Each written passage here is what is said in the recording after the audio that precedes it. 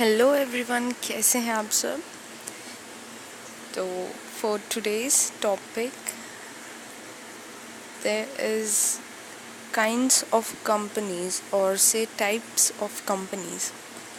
As we all know, there are a lot of companies like public companies, private limited companies, government companies, registered companies, and many more. So today we'll be going to learn how many type of companies are there.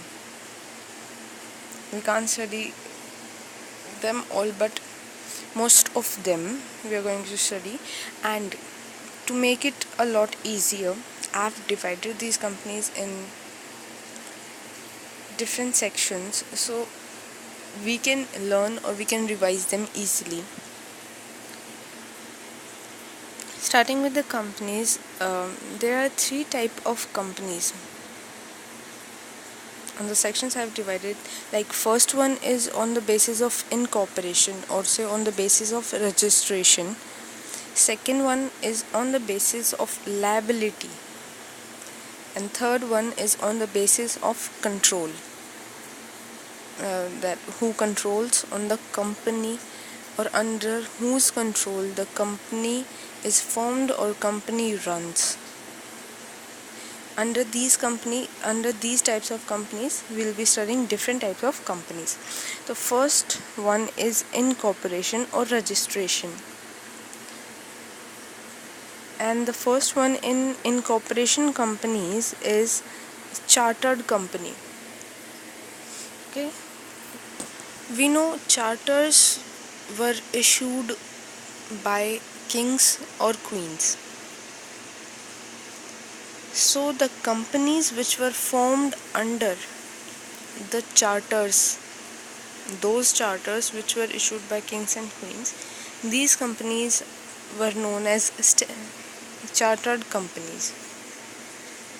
But as we know, kings and queens doesn't really exist now, so chartered companies also doesn't exist anymore. Now the second is registered companies. Registered companies are those companies which are registered as for now under the Companies Act. This is it in registered companies. Third type of companies are statutory companies. We all know what statutes are. So the companies which are formed under statutes or special public acts, which are formed for special objects or special objectives, these companies are known as statutory companies. Also, these companies are governed along with the public act or statute under which it is formed. These are governed under the Companies Act, under the provisions of Companies Act. So examples of statutory companies are Reserve Bank of India Act, Insurance Act. Okay, so here is second categorization of companies, that is liability, on the basis of liability. So first is unlimited liability company. The liability of company is unlimited. Here we are going to study it under section 3 clause 2. So the first thing in unlimited liability companies is that there are no limits on the liability of the members in such companies. Members enjoy unlimited liability in these companies. Members have unlimited liability, I said enjoy. The second point is may or may not have share capital. These kind of companies, these unlimited kind of companies, may have a share capital for them or may not have a share capital for them. Third point is there are no restrictions on their purchase of its own shares. A company can purchase its own shares. There are no restrictions on it. So now we come to limited liability company. Limited liability company can be studied under two parts: the companies which are limited by guarantee or the companies which are limited by shares. So starting with the companies limited by guarantee, in such companies the liability of a member is limited by the amount as the member may undertake. Suppose a member has guaranteed that when his company will wind up, he will pay a definite sum to the company, and he has decided that sum, so that is his guarantee that he will pay that much amount to the company at the time of wind up. Now second is limited by shares. Under limited by shares, we are going to study it in two parts again.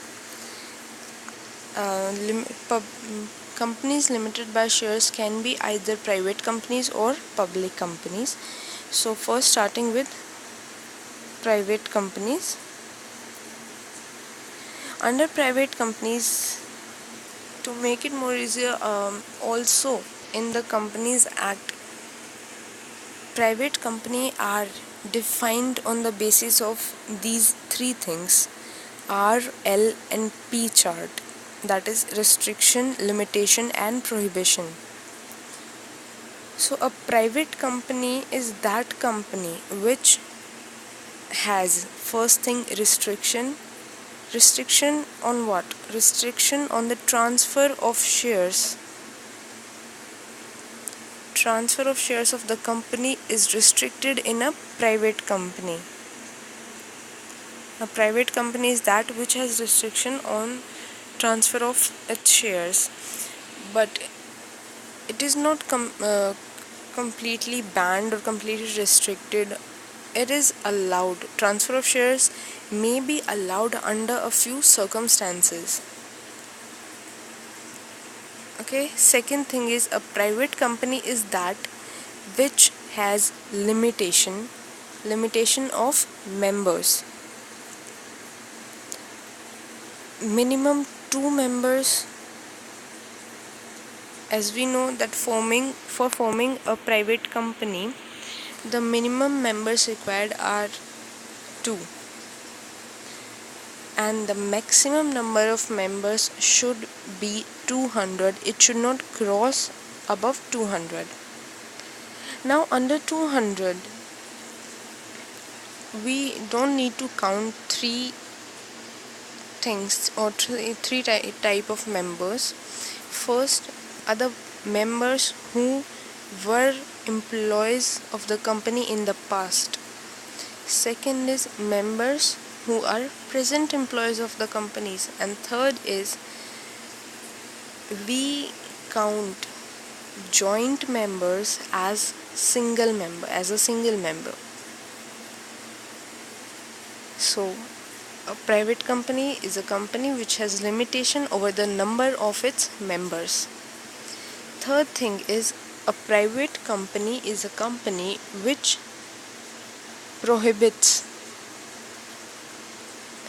public issues for securities or any shares or any debentures.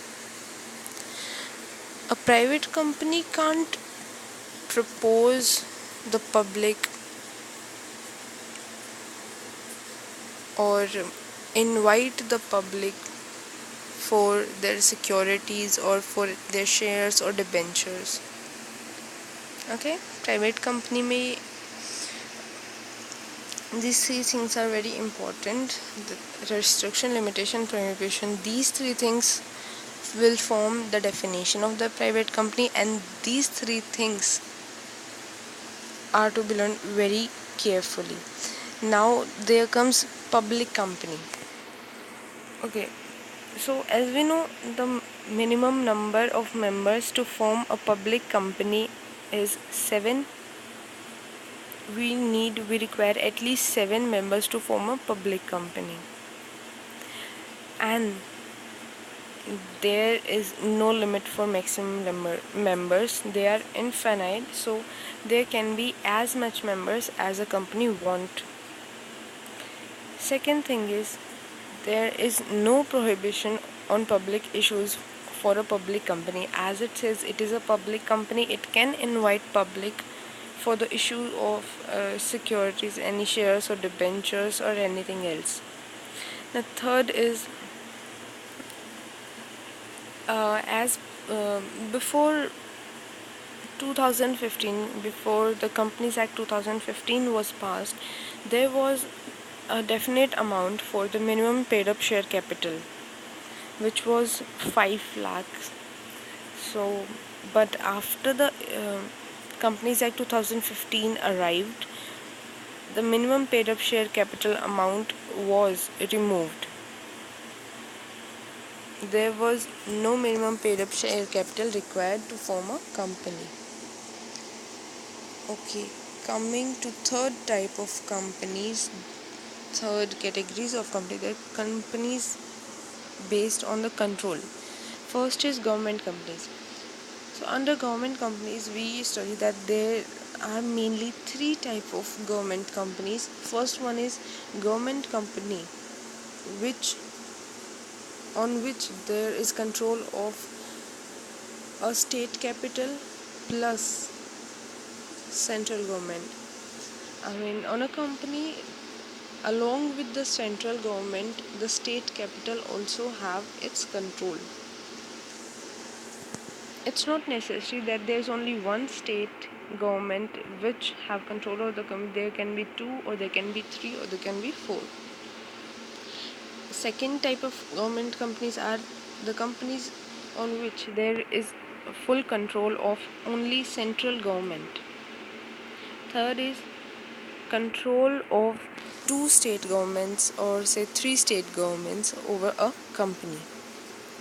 But in above 3, the main required thing to become a government company is that the government should have minimum 51% paid up share capital of the company. Then only that company will be called as a government company.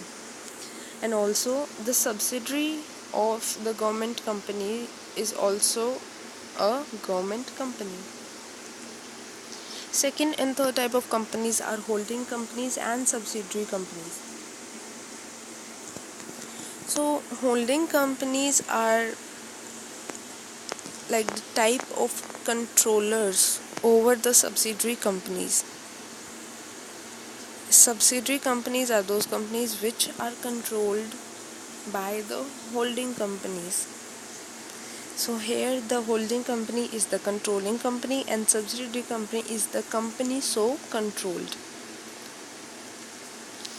Okay, so holding company have control over the subsidiary company, and the things which it controls are more than half of the share capital.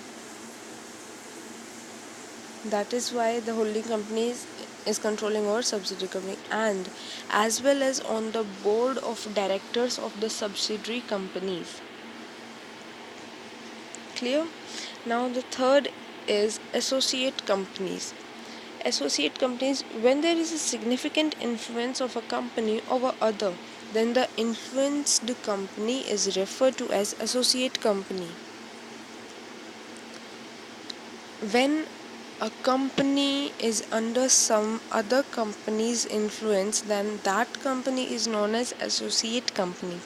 For example, let's take ZX company and AY company. So ZX company has a significant influence over AY company. So that AY company is the associate company of ZX company. But for making AY company its associate company, ZX company should have the minimum amount for paid up share capital is 20%. I mean, that company should have at least 20% of the shares of AY company, and at more 50% of the shares of that company. Then only the AY company will become its associate company. Now, after we have done the main three categories of company, there are other types of companies which are studied. So first is one person company, or say OPC. These companies arrived only after the Companies Act 2013. They didn't existed before 2013, before the Companies Act 2013. Okay, these companies are private companies. And third, these companies are limited either by share or by guarantee. The company with only one person as its member, as it's clearly known by the name one person company, so only a single person as its member owns a one person company or executes one person company. And the thing is, in case the member dies of that company or becomes of unsound mind, so a nominee is a must in that company which can overtake the position of that member. A condition for the one person company is that the member should be a resident of India. Resident of India means that he must have stayed in India for at least 182 days in the preceding one financial year. In the last financial year, or he must have stayed for at least 182 days in India. Okay, a one person company, if exceeds the paid up share capital above rupees 50 lakhs and its turnover exceeds rupees 2 crore, so the company no longer remains a one person company. If its turnover exceeds 2 crore or its paid up share capital exceeds 50 lakhs, so the company no more remains one person company. It have to convert itself into either private company or a public company. Now coming to the second type of companies over here, we have small companies. Small companies are private companies, as public companies require minimum 7 and maximum there is no limit.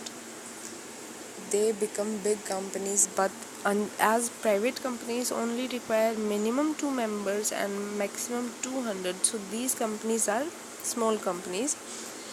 And also their paid up share capital is maximum 50 lakhs and turnover should also be maximum rupees 2 crore. It can't exceed these limits. Okay, small companies doesn't include holding or subsidiary companies. They also don't include non-profit associations, so that will be doing next. And the third is they also doesn't include government or statutory companies. Now, the third type of companies are Section 8 companies, or say non-profit associations. These associations are not formed for any profit.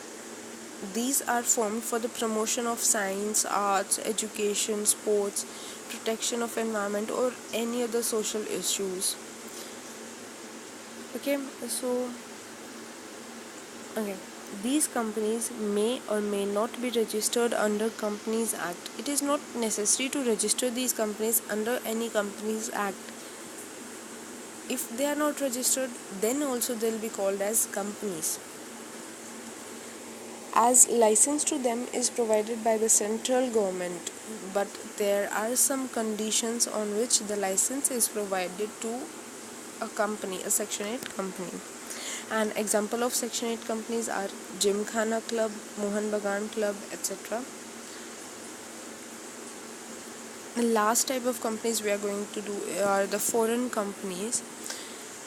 These companies, as we know by name, are incorporated outside India. The companies incorporated outside India which carry on their business in India are known as foreign companies. Okay, for carrying on their business in India, they can pick up any mode, like they do it physically or through any electric mode. They do it by self or through any agent. It's not necessary that they need to be present here, that company need to be present here, or its branch office needs to be present here. So under foreign companies, a few things are required that are not included in the foreign companies. The companies which are incorporated outside India with all Indian shareholders. Remember, all Indian shareholders which are Indian citizens does not form a foreign company. Although they are incorporated outside India, but all the shareholders are the Indian citizens, so it can't be a foreign company. Second is companies incorporated in India with all foreign shareholders. Although all the shareholders are foreign, still it can't be a foreign company. That leaves that the company incorporated outside India with foreign shareholders is known as a foreign company. Okay, a foreign company may turn into Indian company, but how does it become an Indian company? When minimum 50% of the paid up share capital includes either equity or preference or both. So minimum 50% of the paid up share capital of the company is either owned by another Indian company, Indian citizen, or maybe both. Then that company becomes an Indian company. So this is all for today. I hope you liked it, and if you liked it, if you found it informational, please do like, subscribe and share with your friends. And if you found anything wrong or any mistake, then please comment down humbly. Thanks for your support till now. Bye bye.